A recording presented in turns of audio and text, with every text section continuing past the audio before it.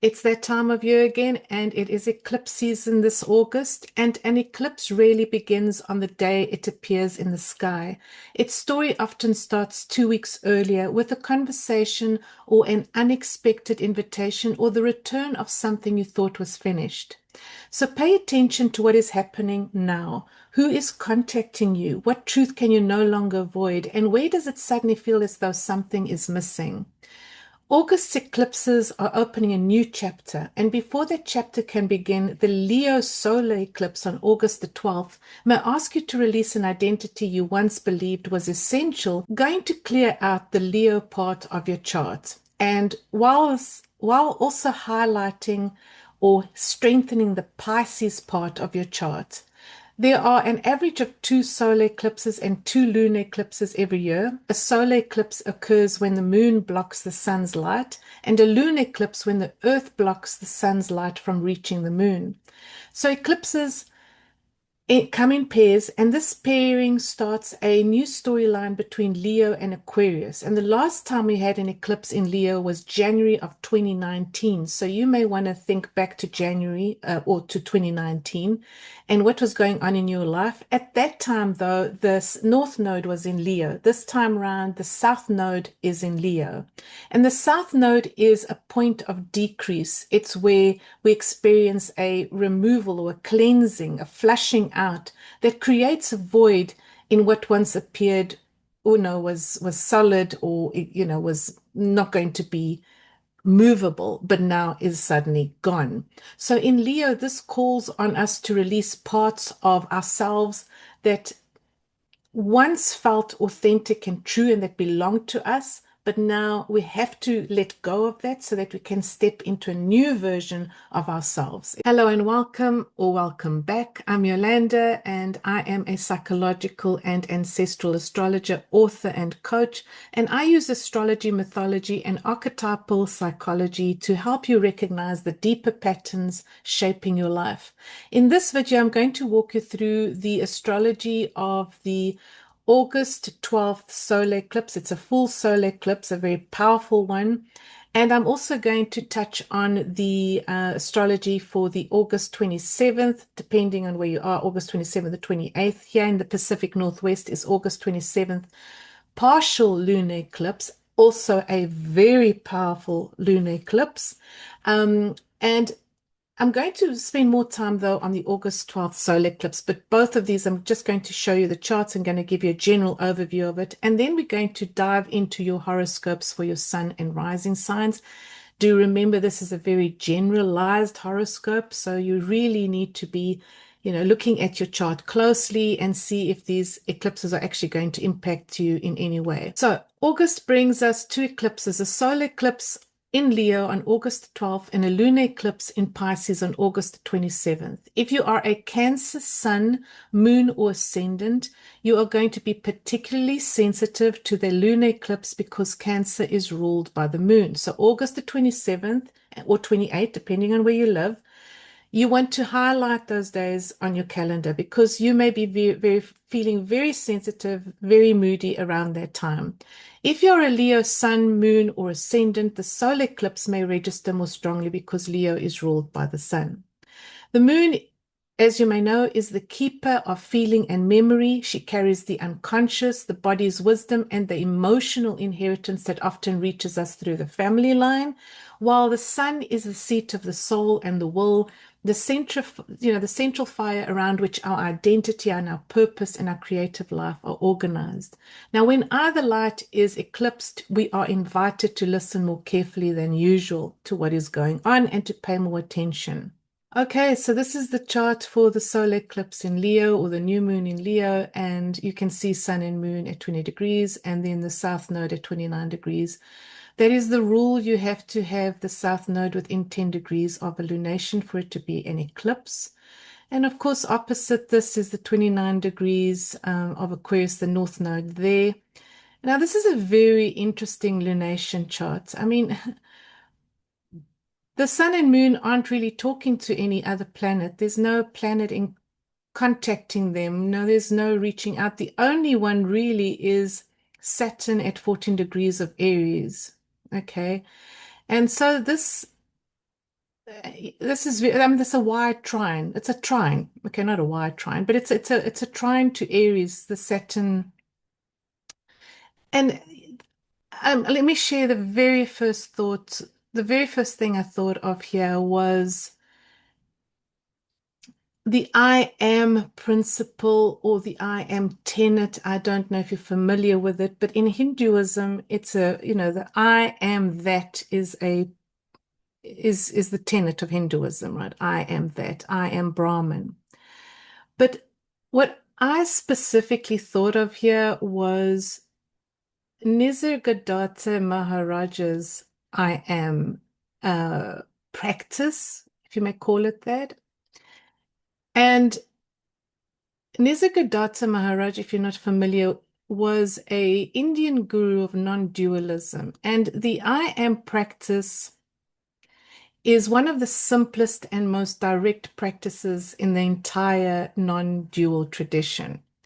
It begins with a single recognition that before any thought, before any concept, before any story about who you are or what is happening, there is this bare sense of existence, this feeling of just simple awareness of I am. This is not an ego I. It's not an I that is defined by personality and with its history and its preferences. Because remember, behind your I is history, is experience, but also value systems and behavioral patterns and preferences. But so the I that I'm speaking about here is the I that is prior to the sense of this ego arising. It's the I am that rests in just pure consciousness, if that makes sense. And that is really what I picked up here when I looked at this chart. It's almost like we are we are being around this eclipse, we are being invited to, not necessarily even invited to, some of us may just become very much aware of the need to get back to this point of just resting in self in like how can I say self-knowing, knowing that love is all there is, and that a necessary reassessment of our self, capital S, is required. Okay, so this is the full moon in Pisces, and you can see that the moon is at 4 degrees of Pisces. So you want to see if you have any planets or points at 4 degrees of any of the mutable signs. So Pisces and Gemini and Virgo and Sagittarius, but also if you have any planets at 4 degrees that are uh,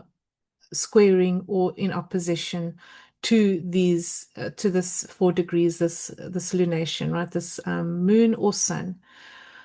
Now, the most striking thing to me in this lunation chart is this square to, and it's a T square to Uranus and Sedna. And if you've been watching me for a while, you know that I pay very close attention to Sedna. Sedna is a very, very slow moving dwarf planet, much, much slower than Pluto. Okay. She makes Pluto seem like the hare or the rabbit in the hare and the tortoise story kind of thing. Very, very slow moving. Sedna takes Sedna 1,500 years to travel the zodiac. So very slow indeed, and she's going to be in Gemini for about, I think, between 40 and 44 years, if memory serves. Very slow. So she is going to be in this position next to Uranus for a while. But anyway, this is a very, very interesting T square, very powerful lunation. You will also note, I forgot to mention, by the way, um, that Pluto is out of bounds, right? So Pluto is out of bounds. This is just an intense lunation. And, Mars is going to be in Cancer at the time. Cancer actually is going to be in Cancer before the new moon as well. So with Mars in Cancer, you may feel like your energy levels are lower. You're just feeling more depleted, like you need more rest. You may also be feeling very moody, very sensitive, especially closer to this full moon in Pisces. So do be aware of this. But let's talk here about the Sedna Uranus conjunction and the fact that it's T squared to this full moon. So Sedna was a woman before she was a goddess, and this is very important to remember. In the Inuit mythological tradition world, the Inuit don't believe in deities the way we do, in divinity that lives in a heaven that is away from us, somewhere else. They're very much animistic, and Senna is very much referred to as the sea woman and not necessarily a goddess. But anyway, she was betrayed as a woman. When she was a woman, she was betrayed by her father. The father was meant to protect her, but she was thrown from the boat during the storm. Well, not even a boat, a canoe, right? And he threw her off the canoe in trying to save himself during this terrible storm. And while she was clinging onto this canoe, her fingers, her father cut away her fingers one by one until she, of course, was forced to let go. She had nothing to cling with, right? So she sank into the depths, and in sinking, in this action, right, in this happening of her sinking, right, she became something larger than the daughter who had once upon a time trusted her father so completely. And she became mistress of the deep, ruler of everything that lives submerged in the darkness, right? The frozen truths, right? We're talking about an Arctic goddess here. So she became someone who rose above the exiled griefs, the parts of the story no one wanted to look at directly. She was basically not rose above. She was forced to be there with us, to sit with us. And this is what's happening here. We have Sedna conjunct Uranus in the sign of Gemini. And what is Gemini? Gemini is the sign of information and the nervous system, which is the very mechanism by which we decide what is real. It's our nervous system that decides if we are safe somewhere or if we're not safe. If and so for me, this is just very interesting how Uranus acts like lightning because he's the planet of rupture and sudden awakening, the collapse of structures, and especially structures that no longer have weight, real weight, okay? Then those structures collapse very suddenly, very abruptly. And I'm talking also about the psychological structures, right? So where Sedna carries the content, she actually knows what the content of the betrayals that were long buried are all about. She knows what we are holding on to.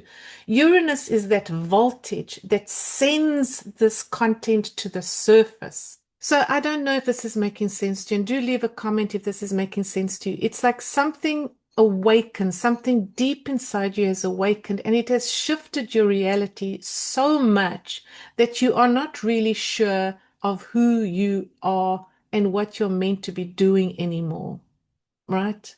It's that kind of lunation. Okay, so now we're going to get into the horoscopes. Okay, Aries, Sun, and Rising. So this solar eclipse is taking place in your fifth house of creativity and joy and children and romance and love. And because we're dealing here with the South Node, right? South Node in Leo, North Node in Aquarius, what you are being asked to actually release here during this solar eclipse, or what you're actually not seeing so clearly.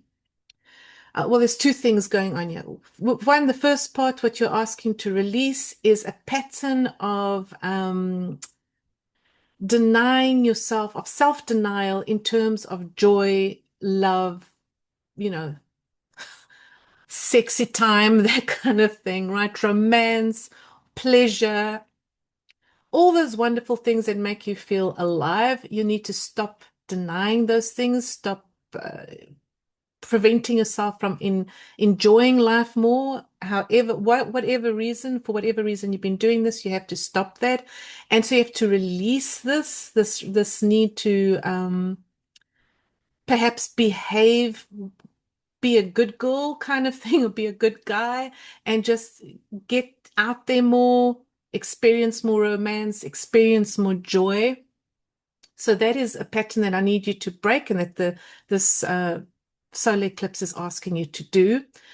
But there's also this invitation here to release any, okay, on a more like predictive level as well. It could be that someone leaves you, possibly a lover. It's time to move on. It could be a child leaves home because now maybe, you become an empty nester. It it could look like that, and you've been aware of it for a while. Again, a reminder that the eclipse doesn't occur, this doesn't come to be on the day of the eclipse. This is possibly already happening. So if you are aware of it, please do leave a comment. Okay, and that's all for now. Aries, Sun and Rising. Let me know if this resonated. Taurus, Sun and Rising. So this solar eclipse in your fourth house, Leo fourth house. Again, this is really going to hit hard if you have any planets or angles on 21 degrees of Taurus, or any of the fixed signs, which is Scorpio and Aquarius and Leo. So, Taurus, Leo, Aquarius, and Scorpio. Right. Now, what is happening here? So there's this need to release, to let go of something in the home. Okay, it could be that it's time for someone to move on, or to move out, and now you find yourself with more space, and you decide you're going to create more space for yourself, either, or even renovations could be taking place.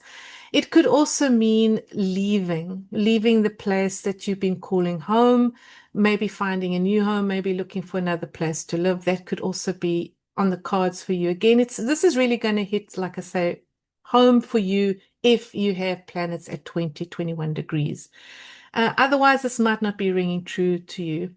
On a psychological level, this is referring to deep patterns around your inheritance, your ancestral inheritance, relating to usually your father. Okay, I do sometimes say that the fourth house is very much about the mother, but anyway, there's no consensus on this, whether the fourth house is the mother or the father. But anyway, usually the father is the fourth house, 10th house is the mother, but whichever one, there is some sort of releasing pain, grief associated with possibly your mother, or your experiences with your mother, grief around that, or your father, again, depending on really depending on your chart placements. But time to let go, and time to start living your life. Listen to the first part of my video, Taurus, Sun and Rising, where I said the time has come now for you to reflect on the practice of I am. I am, you are much more than your ancestors. Of course, you are here to stand on the shoulders of your ancestors. Do remember that. You are here to honor them, respect them for sure, but stand on their shoulders, and not to, just continue repeating patterns that are possibly unhealthy and unhelpful. But also, I really, really feel a sense of grief here, of you needing to let go. Okay. All right. So let me know if this resonated for you, Taurus, Sun and Rising. Gemini, Sun and Rising. So this solar eclipse is occurring in your third house of communication. And what I see happening here, and again, it might have happened already because the lunar eclipses, act before the actual eclipse. So you kind of know about this before the eclipse. So you may already be aware of this. You may be in receipt of a message a message or some sort of communication from someone that makes it very clear that the time has come to let go of something. And it could be that you have to let go of a person who's very Leo-like, or could be a Leo sun or moon or rising. But letting go of this person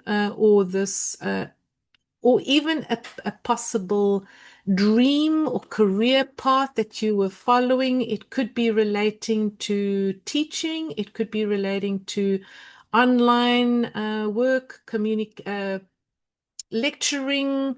It could be even spiritual, spiritual directorship, something like that. Time has come for you to let go and move on from that and to pursue a more authentic path for you, because something is going to be illuminated for you. You're going to come to realize that this was not for you. Again, if you listen to the first part of my video, you'll know what I'm talking about. Time to spend reflecting on that I am principle. I think that will be very helpful to you. Anyway, Gemini, Sun and Rising, let me know if this is resonating with you. Cancer, Sun and Rising. So this solar eclipse occurs in your second house, and it's time to let go of issues around low self-worth, in particular of believing you are not worthy of more, not worthy of shining your light, not worthy of expressing your authentic self, your true core. But there is also this need to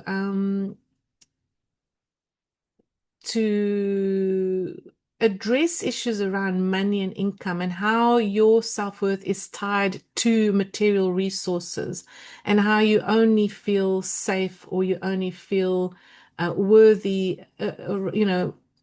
around with money. Like if you're not feeling materially secure, then you don't feel worthy of, right? Worthy of love, worthy of attention, worthy of care. There's a lot to unpack there around that, Cancer, Sun and Rising. So yeah, let me know if this resonated with you. Leo, Sun and Rising. This solar eclipse is occurring, of course, in your first house of identity. And really, if you missed the first part of this video, I encourage you to go listen to that again. You need to let go of an old version of yourself, for sure. The time has come to release this version of yourself that is no longer serving you, and is not going to be the version of yourself that is going to be able to accomplish the influence, the greatness that you want to accomplish. A part of you wants more influence, more power in the world, Leo. It's time to acknowledge it, time to accept this. You want to be seen as someone who has influence, knowledge, uh, dare I say it, power. And the person you are right now needs to release, let go of a version of yourself that is not believing in that.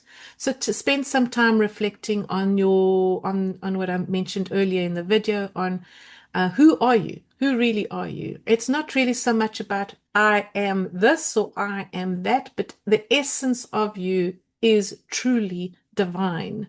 And what does that mean for you? If you can unpack that, then you're on your way, Leo. Okay. Next up, Virgo, Sun and Rising. So Virgo, this lunation is occurring in your 12th house, and there is a lot of psychological stuff that you have to release, deep shadow work that has to be done, worked on. Shadow work regarding your self-worth, your self-belief, your authentic self. There is just the sense that I'm getting here is that you are aware of so much potential within you. There's so much that interests you. There's so much you want to do. There is so many talents and gifts that you're in possession of. But this lunation is wanting you to really sift through all the what is that saying again? Like all the stuff that is just cluttering your psyche. You want to like really get to the essence of who you are so that you can start sharing and being of service, being of true service by narrowing down and focusing on one gift. I kind of feel like this solar eclipse is pointing to this narrowing down, the sifting through of just releasing the shaft kind of thing, just there's too much on your plate or too much that you believe that you're possible, you can do, which you can. You're so gifted and you're so talented. But the point is, that is not how you're going to serve more people or how you're going to be of service to others. You need to narrow it down, get very, very specific. And a lot of it has to do with shadow work because there is stuff that you've been avoiding, confronting, dealing with. It definitely something to do with your self-worth. Okay, Virgo, let me know if this resonated with you. Okay, Libra, Sun and Rising. This lunation is occurring in, well, it's your solar eclipse, occurring in your 11th house of connections and other people, networks, friends, and a wish coming true. And you have to let go, Libra, Sun and Rising, of associations that are no longer helpful or necessary or useful to you. I mean, dare I say it useful? I don't like using that word when it comes to people and human beings. But certainly a friendship has run its course. Let's put it that way. A friendship has run its course. Time to let this person go or time to disengage from a certain group or activity in a group setting or association that is really just hampering your future or hampering your path and your success moving forward. You really need to find your people, Libra, and your people are actually very creative people, very intelligent people, very just genius type people, innovators, inventive people. These are the people you want to be hanging out with, Libra. So time to move on. Okay. Libra, Sun and Rising, let me know if that resonated with you. Scorpio, Sun and Rising. So this solar eclipse is occurring in your 10th house, and it is pointing to you having to release and letting go of a career path that is not true to you, that is not actually your purpose. It's not meaningful to you anymore. It's kind of just breaking your spirit kind of thing. It's not your soul path. You know it. You've been aware of it for a while. You've probably been getting signs from the universe, and time to let go. It may mean a complete shift in you might have to go back to school for this. Uh, Whatever it is you have to do, Scorpio, you know that there is some sort of need to stop doing something that you've been doing for a while because you think it's the only way you're going to pay the bills kind of thing, which is not true because once you find your actual true purpose, then the universe shows up for you and supports you.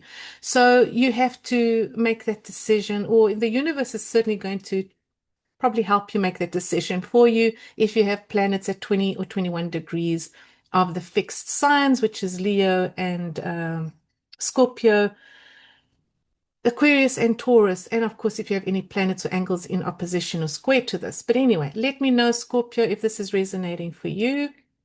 Sagittarius, Sun arising. This solar eclipse is occurring in your 9th house of, foreign travel, other cultures, of belief systems, philosophies, higher education. And yeah, you are being invited to let go. And if it not so much invited, if you have a planet or an angle at 20, 21 degrees, this will just happen. But if you don't, then there's the invitation here, a more gentle invitation to release any inauthentic attachments to a belief system, a philosophy that is not yours, that does not resonate with your soul. Okay, it could also be something to do with university education. Perhaps you thought you have to have a particular, piece of paper on the wall to be seen as someone who can speak about something or teach about something. Perhaps that's time for you to let go of that belief. It could be that you have to cut ties with a particular cult or dogma. Time to move on. That's very much the the message here. Excuse me. So yeah, Sagittarius, let me know if this is resonating. It could even be that time has come to move on and move in another country. I mean, yeah. Okay. Capricorn, Sun and Rising. So this lunation is occurring in your eighth house of other people's money, resources, sex, inheritances, death, right? That kind of thing. And yeah, it could be that someone has passed on, and it could be that you come into some money at this time, but there is definitely a need to release any anything, unforgiveness or any grief around inheritances or death or intimacy or sexual matters. Maybe you're still clinging to what an ex-partner did to you or didn't do to you. There's some sort of need here to let go, to just get this out of your system. Um, and if you do, then more power is returned to you, Capricorn, Sun and Rising. If you let go if you learn to let go and to forgive and to move on from that. Um, it could also be on a positive note. Well, not, I mean, they're both positive, but it could also be that you pay off a mortgage now, or you pay off some big debt and you're now debt free. This is a wonderful, powerful lunation for you, Capricorn. Let me know if this resonated for you. Aquarius, Sun and Rising. I am an Aquarius rising, so I'm one of you. And this solar eclipse is definitely pointing to um, releasing any attachments to how we think our partners should or shouldn't be, and just learning to accept them as they are. There is great power in that, and this is the pathway to harmony. The path forward towards harmony is to not have certain expectations. Or there's a lot of projection. The first house, seventh house here is what we're talking about here. There's a lot of projection. We project ourselves onto our partners. So you have to release those things in order to move forward in a partnership. If you find you are in a partnership that is becoming a little stale, or it's not working out for you, but it could also mean that you have to actually move on. Time has come on to move on from this partner. This eclipse could bring a divorce, a separation. Um, it could also be on another level that you have to become aware of what you are projecting onto others. Remember that relationships are a reflection of your inner world. Okay, Aquarius, Sun and Rising, Leo. Let me know if this is resonating with you. Okay, Pisces, Sun and Rising. This lunation is occurring in your sixth house of work, of your daily service, your daily routines, your health, your pets, animals, and it could be sadly that you have to. Um, there's a sudden departure of a animal, a beloved pet or something. I hope not. It could be that. It could also be the time has come to release unhealthy patterns around your health. So if you know you've been overdoing things, eating too much, eating too much of the wrong stuff, excess drinking, or whatever the case may be, if you have not been exercising this time, this solar eclipse will bring some sort of, hopefully not a harsh reminder to do something, hopefully not. But this lunation is going to say, right, time to do something about this. And also, it could be that a job is just no longer working for you, and you decide it's time to move on from that as well. And it's not necessarily by choice. If you've got planets at 20, 21 degrees of the fixed signs, um, which is Leo and Aquarius and Scorpio and Taurus, it could be that you are let go. I don't know. I hope not. Maybe it's the best thing that could happen to you. I don't know. Anyway, Pisces, do let me know if this is resonating for you. Okay, thank you everyone for watching. Thank you for being here. And do remember to like and subscribe if you found this video helpful.